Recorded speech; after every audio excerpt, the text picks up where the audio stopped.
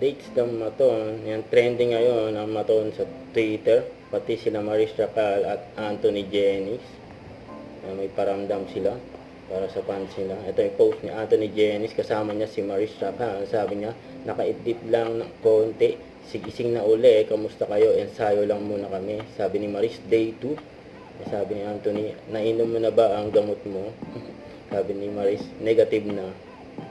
May pang picture nila. May sa IG story ni Maris, yan, day 1, saka day 2. May nakapaskil pa na notes. Mukhang workshop sila. Okay. May pa yung IG story ni Maris. So, kulit dyan ni Maris. nagkasakit ako, so nasa room lang ako for ilang days. And I did nothing but scroll sa TikTok. So there's a trend ni Thailand kung paano siya sumayaw. So, this is the first time na gawin ko siya. Yan, ito si Maris.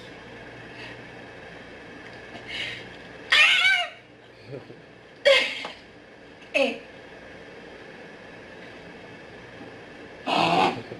Okay. Ayun, no? Hindi talaga. Ba? Eh.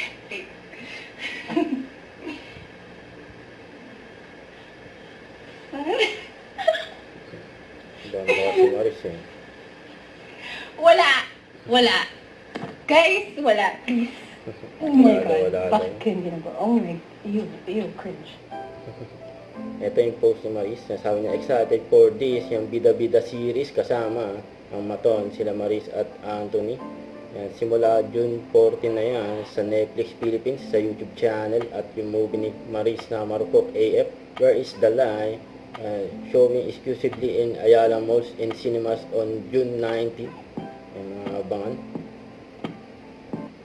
Huwag kalimutan mag-subscribe, click ang notification bell for more update. Ito po ang Mature Reaction Vlog. Bye guys, thank you for watching.